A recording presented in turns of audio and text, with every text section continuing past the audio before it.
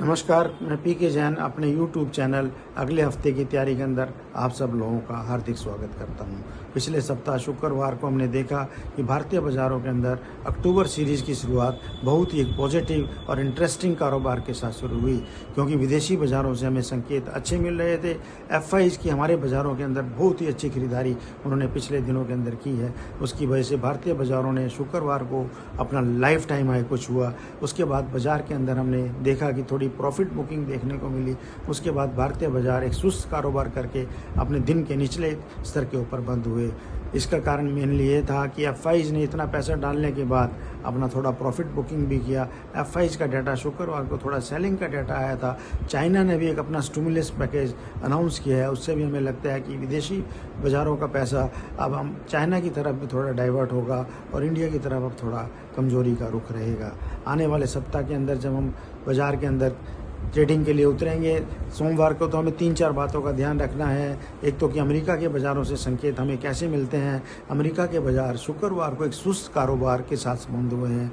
दूसरा हमें देखना है कि अमेरिका के डो जोन और नस्दक फ्यूचर और एशियन मार्केट सोमवार को कैसे खुलते हैं और उनका रुख कैसा रहता है। तीसरी चीज़ हमें देखनी है कि एफआईज आने वाले समय के अंदर अपनी बाइंग और को जारी रखते हैं या सेलिंग को बढ़ाते हैं। उसका भी भारतीय बाज़ारों के ऊपर एक बड़ा ही रुख देखने को मिलेगा। चौथी चीज़ हमें देखनी है कि RBI second week of October के अंदर अपनी क्रेडिट पॉलिसी को अनाउंस करेगी। उसका आउटकम क्या रहता है। मुझे नहीं लगता कि आरबीआई आने वाले समय के अंदर क्रेडिट पॉलिसी के अंदर कोई छेड़छाड़ करेगी। उसकी वजह भी भारतीय बाज़ारों को देखना है कि भारतीय बाज़ारों का रुख कैसा रहता है। आने वाले समय के अंदर हमें यह भी देखना है कि सेकेंड वीक ऑफ अक्टूबर से सेकेंड क्वार्टर के रिजल्ट का आगाज़ शुरू हो जाएगा। आईटी कंपनी अपने सबसे पहले रिजल्ट अनाउंस करते हैं। आईटी कंपनियों को शुक्रवार के अंदर हमने थोड़ी खरीदारी देखने को मिली थी। उसका मेन कारण ये था कि अमेरिका के अंदर एक्सेंचर कंपनी ने अपने बहुत ही अच्छे रिजल्ट दिए थे। उसकी वजह से भारतीय आईटी शेयरों के अंदर खरीदारी देखने को मिली।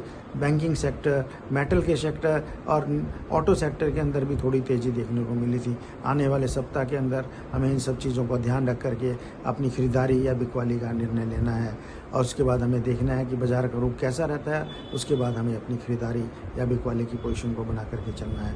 मेरा इन्वेस्टर से फिर ये अनुरोध है कि जहाँ पर भी आपको आने वाले समय के अंदर प्रॉफिट बुकिंग का मौका मिलता है, जहाँ आपको कमाई हो रही है, आप उसके अंदर प्रॉफिट बुक करके चलें और जब भी बाज़ार नीचे आए तो उस समय अपनी पोजीशन को बना के चलें, क्योंकि हमें अपनी कैपिटल को भी प्रोटेक्शन करना है और प्रॉफिट भी कमाना हमारा एक मोटिव है।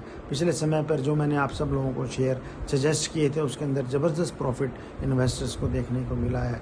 आने वाले सप्ताह के लिए मैं निफ्टी के अंदर अपना सपोर्ट लेवल मेरे को लगता है कि 24,950 और 26,100 के बीच में रहेगा और रेसिस्टेंस लेवल जो है 26,200 और 26,240 का रहेगा। अगर निफ्टी 26,240 के ऊपर ट्रेड होना शुरू हो जाता है तो फिर नए द्वार एक निफ्टी के लिए खुल जाएंगे और आने वाले समय के अंदर हम 26,800 का भी निफ्टी के अंदर लेवल देख सकते हैं। इन्वेस्टर्स को अपना स्टॉप लॉस निफ्टी के अंदर 25,800 का बना करके चलना चाहिए। अगर निफ्टी 25,800 के नीचे ट्रेड होनी शुरू होती है तो हमें अपनी पोजीशन को सारे को काट करके एक दफ़ा हल्का हो जाना चाहिए।